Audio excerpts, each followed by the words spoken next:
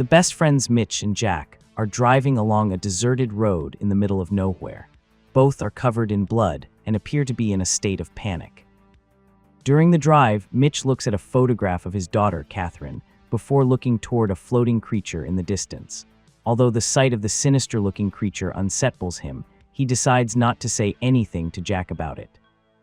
Shortly after, they arrive at a nearby gas station where Sutter works as a cashier. As they enter, she gives them an intimidating look while the two men seek refuge in the small space. Jack takes advantage of the moment to clean himself up in the bathroom, since his body is covered in scars and deep wounds. He does not realize that a skeletal creature is behind him until it grabs him by surprise. Meanwhile, Mitch waits patiently for his friend in the rest area, but he feels that Sutter keeps staring at him. Suddenly, an earthquake occurs that seems to go unnoticed by everyone else at the station. Looking out the window, Mitch sees that the mysterious creature is still waiting for them outside. Jack manages to survive the attack and runs out together with Mitch.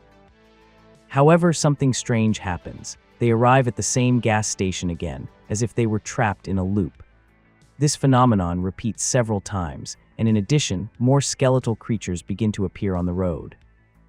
Mitch's patience runs out, and feeling completely desperate, he decides to get out of the car. Jack follows him, determined to remind him of the purpose of their trip, to save Catherine. After an argument, Jack returns to the car just as the skeletal creature watches them. Quickly, the creature flies toward the car, drags Jack away, and brutally kills him by entering through his mouth. Mitch, devastated, watches his friend's corpse before following the creature, convinced that this is part of his destiny. The creature guides Mitch to a nearby motel and to room 6225. Upon entering, Mitch finds traces of blood on the walls, but this does not stop him. He feels a strange familiarity with the interior of the room, as if it were his own home. As he explores the place, he hears a girl calling him Dad. It is an apparition of Catherine, who appears briefly before fleeing. Mitch tries to reach her, but she moves away while screaming for help, although her screams become increasingly muffled. Mitch becomes trapped in a tormenting labyrinth of endless hallways. Elsewhere, Sadie, Ava, and Kim, members of the band The White Tights, are preparing for their next concert. During their road trip, they stop at famous places to take photos and have fun, until a tire gets punctured, forcing them to stop. They try to contact friends to ask for help, but they are unsuccessful, and their phone's GPS does not detect their location. Despite the situation, Kim suggests relaxing and having a drink while they wait. After hours stranded, a car finally passes by. Inside are Dale and Betty, an apparently kind couple who offer them a ride. Sadie politely declines, assuring them that they are used to sleeping in their van. However, faced with the couple's insistence, Kim changes her mind and accepts the help. During the drive, the group gets to know each other. From the back seat, Sadie notices a bear trap and asks about it. Dale explains that they have it for coyotes. Upon arriving at the couple's house, the girls are warmly welcomed and taken to a comfortable room. Before leaving, Betty mentions a deceased friend named Alex, which raises suspicion in Sadie. Despite her discomfort, Kim and Ava do not seem worried and convince her to stay. That night, during a dinner with the Kensington family, Sadie, being vegetarian, politely refuses the burnt roast they serve, while Kim and Ava seem to enjoy the company. Later, Sadie finds a pocket knife in a drawer and begins to express her unease about staying in the house. Kim, annoyed, blames Sadie for Alex's death and at that moment begins to vomit a black substance, followed by Ava. Sadie runs to look for help, but the families show no concern at all. Dale gives the girls a white liquid to drink, which they consume without resistance, and their behavior becomes stranger. Sadie tries to convince them to leave, but they refuse, which leads her to take refuge in the bathroom, where she relives memories of Alex. Later, Sadie dreams of Alex, who asks her why she abandoned him before dying in an accident. Upon waking, she discovers that Ava and Kim are no longer there. From a window, she observes a ritual in which her friends are marked with triangular symbols made with blood. When trying to escape, Sadie steps on the bear trap, alerting the others. Although she manages to escape and take refuge in a shed, she realizes that she is more alone and in danger than ever. Shortly afterward, the ghost of Alex emerges from the darkness, terrifying Sadie and forcing her to flee back to the road in the hope of finding help. Meanwhile, Lucas, a man driving along the highway while talking on the phone with his wife Claire, becomes distracted looking at photos of her, losing focus on the road. In a moment of carelessness, he runs over Sadie in the middle of the dark road. Shocked, Lucas stops and finds Sadie severely injured, but still alive. He calls 911 seeking help, although he is unable to provide his exact location. Even his phone fails to detect the place via GPS, which leads the operator to connect him with an emergency medical technician, EMT. The EMT instructs him to describe Sadie's condition and to take her to a nearby town. With few options, Lucas obeys and heads toward the indicated place.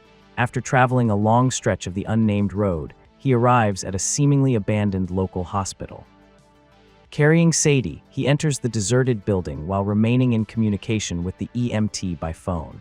As he checks room after room in search of help, he finds no one. Finally, he reaches an operating room where he decides to lay her down. Suddenly, Sadie's right knee collapses and separates from her upper leg, causing Lucas to panic. Following the EMT's instructions, he looks for an intubation kit and attempts to insert a tube through Sadie's bloodied mouth, struggling to place it correctly.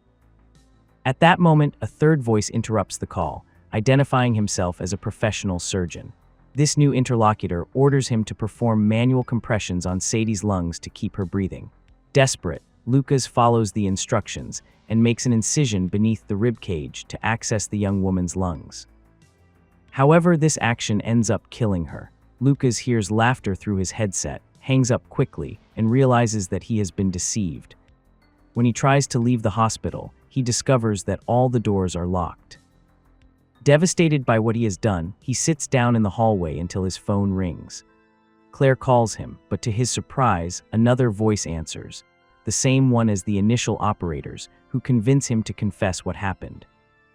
Lucas refuses, and instead of insisting, they offer him new clothes and a car to erase any evidence. Although doubtful, he accepts and leaves the hospital while the EMT, now identified as Sandy, does the same. Sandy arrives at a bar called Trap, where she argues with the bartender Al for having left the door open. Warren, a customer at the bar, takes Al's side, but the conversation is interrupted when Danny bursts in with a shotgun looking for his sister Jessie. He shows a photo of her, but no one seems to know anything. Danny confronts Al, who tries to attack him, but Danny knocks him down and takes him hostage. Forcing Al to drive, they arrive at the back entrance of an ice cream shop, where the latter claims Jessie is located. Inside, Danny finds his sister tattooing a customer. The siblings embrace after 13 years of separation, but Jessie refuses to leave with him, explaining that she is there by her own choice. Danny, enraged, kills Al and kidnaps Jessie, fleeing in his car while the demonic inhabitants of the place chase them. Jessie begs him not to leave the main road, but he does not listen. During the escape, she confesses to having killed their parents, leaving Danny stunned before being dragged away by the demons. Without any intention of helping, Jessie leaves him behind and returns to the ice cream shop. Jessie meets a kind girl named Jem, who has just come out of the bathroom through a secret entrance. Jessie scares her away, and Jem reunites with her parents, Kate and Darryl. Jem is only a few days away from starting her college life, so they have decided to take a road trip to their vacation home. From afar, someone watches them as they get into the car and drive away. The family finally arrives at the place and finds a cozy space. While Jem unpacks her things, Kate and Darryl prepare dinner in the kitchen. Jem hears her parents talking about whether she is really ready for college. Suddenly, they begin to hear knocks on the door and other parts of the house, but they find no one. All three begin to feel unsafe and uneasy, so Darryl asks Kate to call the police. Looking out the window, Darryl sees a masked man standing in front of the house. When he looks again, the man appears closer, filling him with fear. The man begins to knock on the door more aggressively, so they decide to look for an alternative exit. They try to go through a glass door, but retreat when they see that two men block their escape.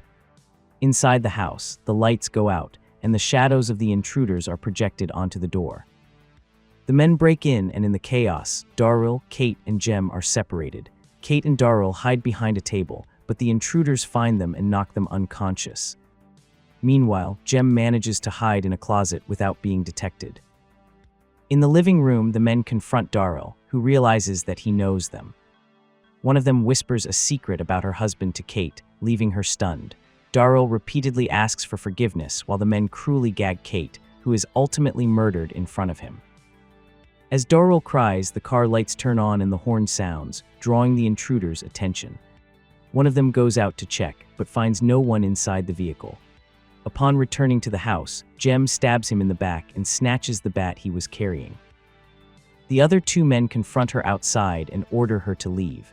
Jem escapes in the car while they murder Darrell, forcing him to look at a photograph of Catherine as he dies. Before leaving, the men remove their masks, revealing themselves to be Mitch and Jack. Jem returns and attacks them with the bat, taking revenge for what they did to her parents. Jack chases her inside the house, but she manages to stab him with a corkscrew. Although she manages to see her parents' bodies, Mitch kills her during the escape. The calm is short-lived. Tentacled creatures emerge from the bodies of Jem and her parents. As they try to escape, the third man is dragged away by a creature that emerges from the ground. Mitch and Jack barely manage to escape, but the creatures continue chasing them. One of them blocks their path, but Jack accelerates and runs it over. Both decide to return home while driving along an unnamed road. With bloodied hands, Mitch holds Catherine's photograph, missing her deeply. Along the way, Mitch sees more creatures, but he does not say anything to Jack. Finally, they arrive at the same gas station where Sutter waits for them, closing the cycle. The story connects the lives of the characters who travel along this road in the middle of nowhere. Each one harbors dark secrets from which they try to escape, condemning them to eternal suffering. Everything becomes an endless cycle of the worst day of their lives, reflecting the idea of hell. Their torments are the consequence of their past actions. The title Southbound symbolizes the road to hell, since no matter which route they choose, all roads lead south.